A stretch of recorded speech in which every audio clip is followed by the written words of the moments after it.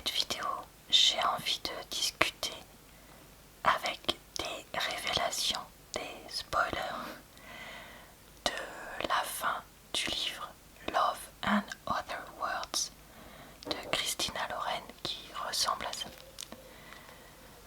Je vous aurais mis sur ma chaîne une vidéo de présentation d'avis comme je fais d'habitude, donc sans grosse révélation. Mais ce livre me rend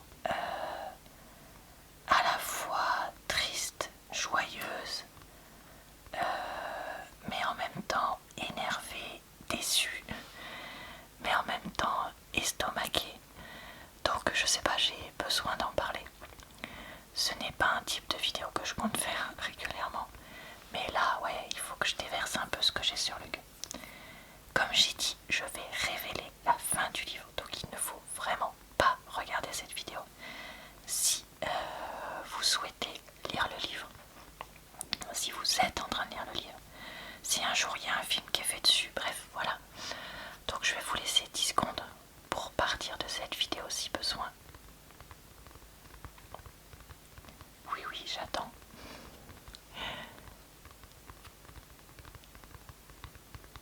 Donc, pour ceux qui sont encore là, je considère que ça ne vous gêne pas d'avoir ces révélations. À la fin du livre, on découvre que Elliot et Macy se sont donc perdus de vue, ont arrêté de parler pendant 11 ans. Suite à ce qui s'est passé à la fin du nouvel an de leur dernière année de lycée. Et honnêtement, je suis très perplexe quand j'y pense avec cette fin, parce que je trouve qu'elle est très particulière, pas impossible, mais quand même un peu tirée par les cheveux. Et j'ai découvert qu'elle divisait beaucoup les lecteurs et surtout lectrices de ce livre. En fait, on découvre que Elliot a eu une relation avec une autre femme alors qu'il était donc sous lors de cette soirée du Nouvel An. Et ça déjà, ça pose beaucoup de questions parce que en fait, on nous révèle qu'il ne se rappelle pas de ce qui s'est passé et que lui, il avait eu l'impression d'avoir une relation avec donc Macy, le personnage principal, qui était sa petite amie à l'époque, et non pas Emma, une fille avec qui il avait fricoté quand il était collégien et qui faisait partie de son cercle dans la petite ville où il habite. Donc déjà là, ça pose beaucoup de questions parce que, est-ce qu'il était légitimement en état d'avoir une relation intime? Ça paraît surprenant qu'il ait réussi, vu l'état dans lequel il est présenté comme étant. Déjà, en plus, que dire de ses amis qui étaient présents et qui l'ont laissé, puisqu'apparemment ils savent, tenter d'avoir une relation avec cette jeune femme, qui savent très bien ne pas être sa petite amie. Mais d'ailleurs, Emma, qu'est-ce qui s'est passé? Était-elle saoule aussi? A-t-elle profité de lui? Et dans ce cas-là, on est dans un cas de VIOL. Clairement, il n'y a pas d'autre chose à dire, puisqu'elle aurait profité de lui. Ou alors, elle-même était-elle saoule sans se rendre compte de ce qu'elle faisait? Ce qui est fort possible aussi. Et dans ce cas-là, faut-il la blâmer? De la même façon, ils avaient eu un truc quand ils étaient genre collégiens. Mais que s'est-il passé ensuite? Est-ce qu'elle a continué à nourrir des sentiments pour lui pendant 3 ou 4 ans? Ce qui paraîtrait quand même un peu étonnant, sachant qu'elle voyait bien que son cœur n'était pas du tout à cet endroit-là. Ou est-ce que elle était saoule et elle s'est laissée embarquer ou quoi, convaincre d'un truc qu'elle n'aurait pas dû? C'est pareil, c'est pas du tout le même type de situation. Donc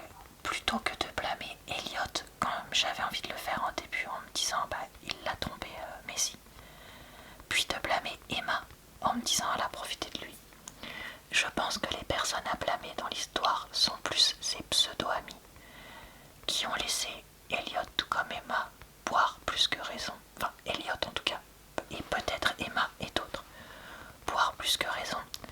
Chose stupide à faire à 17 ans, mais qui est malheureusement trop courante. Et les ont laissés avoir une relation qui était probablement, au moins en partie, pas suffisamment consentie. Et les ont laissés avoir une relation peut-être avec une absence de protection. Et donc, potentiellement prendre des risques pour la santé très graves. Donc vraiment, y a rien qui va quoi. Mais s'il découvre ça, et ensuite, son père, inquiet pour elle, vient la chercher et ne fait pas suffisamment attention en voiture et a donc un accident fatal. Ça c'est pareil. Je sais qu'on peut être très très perturbé et conduire en voiture. Ça m'est malheureusement arrivé au point d'avoir un accident et que les accidents plus ou moins graves sont très vite arrivés. Mais quand on est conducteur depuis très longtemps, je pense aussi que, voyant qu'il y a entre guillemets pas d'urgence vitale à côté, sa fille n'était pas non plus en train de se vider de son sang, ça paraît malheureusement un peu facile de dire qu'il ne regardait pas suffisamment la route. Et enfin, après ça je sais pas, parce que moi je sais que les accidents que j'ai eu de voiture en tant que conductrice, en même pas 2 secondes il s'est passé un truc. Donc c'est pas ça que je veux dire. Mais je sais pas, je trouve que la situation, enfin, son père qui est toujours décrit comme un homme très carré, très droit, pays du Nord, donc vraiment dans la réglementation, etc. Ça me paraît bizarre qu'il ait cette attitude-là et qu'il se dise pas ça va pas, on prend quelques heures avant de prendre le volant, quoi. Vous voyez, il y a un côté un peu complètement ambivalent là-dessus, pareil. Et ensuite, ce qui m'a beaucoup perturbée, c'est leur comportement à eux. Parce que elle, pendant un certain temps, si s'était passé ça, soit en deuil complet, puisque orpheline, et mettre des années à s'en remettre, à la fois de la trahison supposée pour elle d'Elliot et du décès de son père, c'est totalement compréhensible. Mais quand elle le revoit là, 11 ans après, elle semble avoir pardonné ce qu'elle pensait être une liaison pendant leur relation. Et pourtant, même si elle semble avoir complètement pardonné, et ça prend énormément de temps, je dis pas, mais ça semble être pas d'hier, quoi. Elle n'a jamais cherché à recontacter Elliot ces dernières années. Ce qui semble un peu ridicule encore une fois, parce que elle sait très bien qu'Elliot a été fou amoureux d'elle, a attendu qu'elle soit prête à avoir une relation avec lui pendant, semble-t-il, plusieurs années.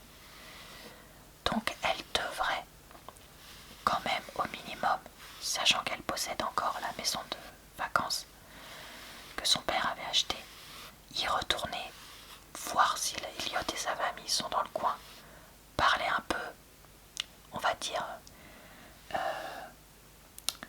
mettre un pied dans l'eau pour voir ce qu'il en est, quoi. C'est-à-dire, ah bon, Elliot est pas là, est-ce qu'il revient de temps en temps, ah il a une petite amie, il en a pas, gna gna gna, enfin, je sais pas, ça paraît quand même très immature et très tiré par les cheveux qu'elle l'ait jamais fait.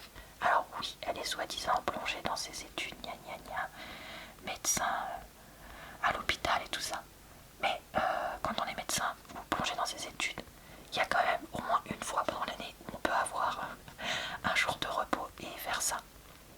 Alors après il y a le problème de elle veut plus conduire, donc pour y aller c'est compliqué. Ouais, enfin quand on veut on peut, puisqu'à la fin elle va quand même dans la région en prenant un espèce de taxi. Donc voyez, moi c'est pas un argument où je me laisse convaincre. Enfin je sais pas. quand j'avais 27-28 ans, comme ils sont censés avoir, j'avais quand même un minimum de maturité où je me dis que j'aurais pu faire ça. Après, Elliot, je comprends qu'il ressente de la culpabilité suite à ce qui s'est passé, même s'il n'a pas l'air d'être à l'aise avec ça, puisqu'il voit bien qu'il y a eu un problème, vu qu'il croyait avoir une relation avec sa petite amie et que finalement il a eu une relation avec une autre. Mais c'est pareil, si tu sais que t'étais pas 100% coupable entre guillemets, est-ce que tu peux pas au moins écrire une lettre à la personne pour t'expliquer? Enfin, je sais pas, ça me paraît quand même un peu bizarre, encore une fois. En même temps, elle décide de lui pardonner, donc une liaison qui est vécue comme un coup de poignard dans le dos, puisque à peine avait-elle commencé à vraiment sortir avec lui, avoir des relations intimes, etc., alors qu'elle était adolescente et qu'il était pour elle la personne la plus importante au monde. À peine il l'a trahi. Je suis un peu étonnée qu'elle décide de lui pardonner ça. Même si le temps fait son œuvre, ça paraît quand même pareil, un peu facile. Moi je sais pas si dans une telle situation je pourrais pardonner. On peut jamais savoir si on pardonne une liaison de sa moitié. Ça, moi je vais pas prétendre que je peux dire ah bah j'aurais fait ci, ah bah j'aurais fait ça. Moi ça me paraît très difficile à pardonner. Mais je sais que pour ça, on peut jamais être dans la tête de l'autre, dans la relation de l'autre. Donc voilà, je ferai pas de jugement catégorique, mais je m'interroge quand même. Là-dessus, ça me paraît bizarre. Et à peine, voilà, si vous voulez, elle est prête au bout de quelques mois à reprendre une relation directe, quelque chose qui sera très fort et tout ça. Et ça paraît un peu fou. Après, pareil, l'amour qu'Eliot a maintenu pour elle paraît waouh, hyper fort. Et je pense que ça peut être vrai et donc ça peut être très beau. Et cet amour qui aurait tenu, enfin, qui serait resté au fond de leur cœur pendant toutes ces années, c'est ça qui fait que le livre peut être très beau. Et comment ils se découvrent et qui sont si proches l'un de l'autre et tout ça, puisqu'ils sont d'abord amis avant d'être plus. Mais en même temps, ça paraît, voilà, fou, tous les événements et tout ce qui se disent. Et je trouve aussi, pour finir cette vidéo, on va remonter un peu dans le livre, mais justement Elliot et Emma. Emma, c'est une fille avec qui il a un peu fricoté, donc quand il était genre collégien, fin de collège, début de lycée, je crois, de mémoire, vu l'âge qu'il avait, avant d'être soi-disant donc fou amoureux d'Emma, pas d'Emma, pardon, de Macy, l'héroïne, pour toujours.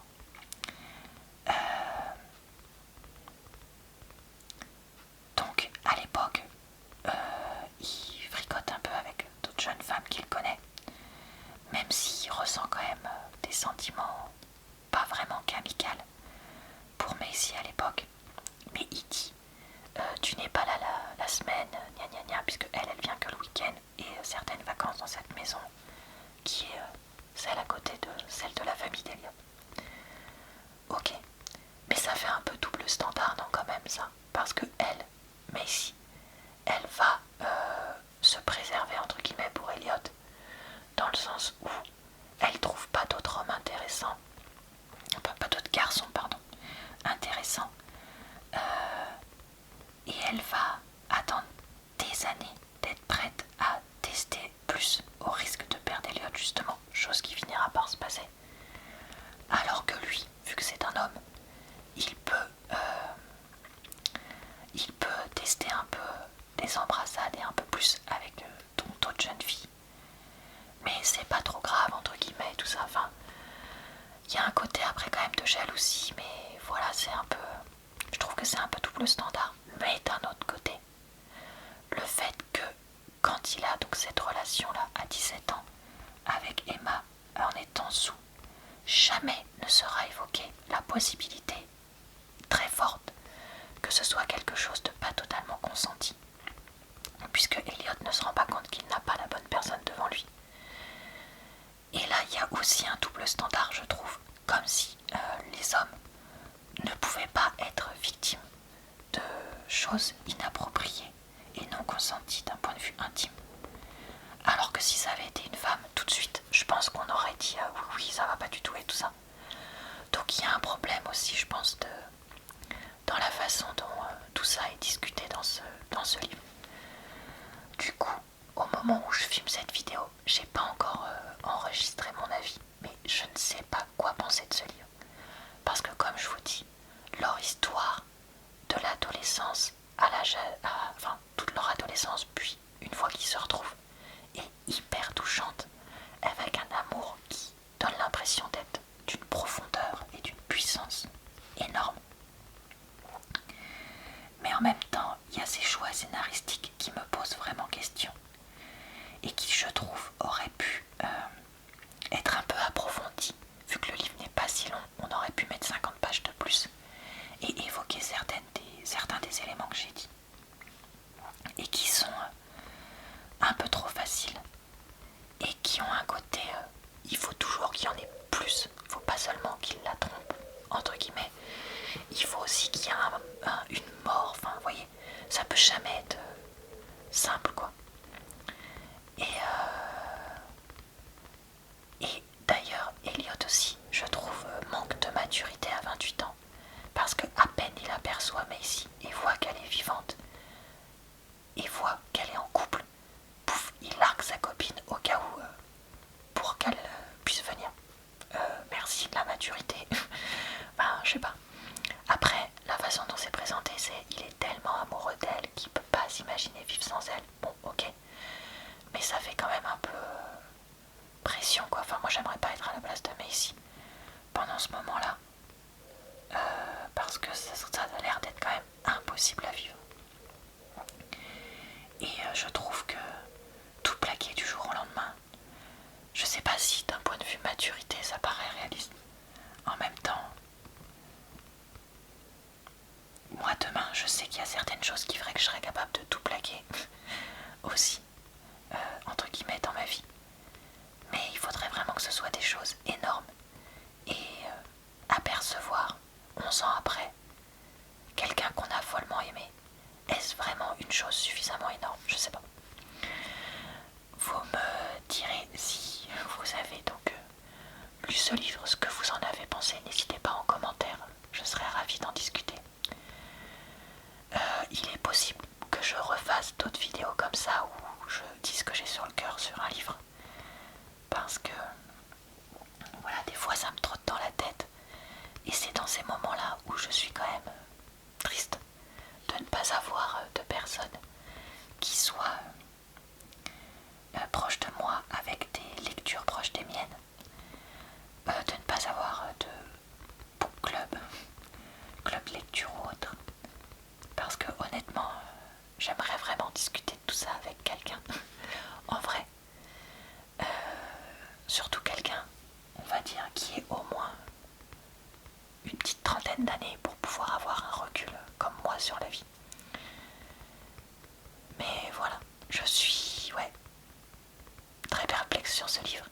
Je comprends pourquoi beaucoup de personnes l'adorent complètement, vu la force de l'amour qui est présenté. Mais je comprends aussi pourquoi beaucoup de personnes aient été complètement déçues et retournées suite à la fin du livre. Et finalement l'ont trouvé bof, vu ce qui s'y passe. Voilà, bah écoutez, cette vidéo est maintenant terminée. J'espère que ça vous a plu, relaxé et diverti. Peut-être que vous avez écouté ça, même si vous n'avez pas lu le livre, bah vous faites bien ce que vous voulez. Ou vu le film, si un jour il y a un film. Je ne critique pas, chacun fait ce qu'il veut. Moi ça m'est déjà arrivé de regarder des trucs de spoiler de livres que j'avais pas lus, donc voilà, je vous comprends. Dans tous les cas, je vous souhaite une bonne soirée, une bonne nuit ou une bonne journée.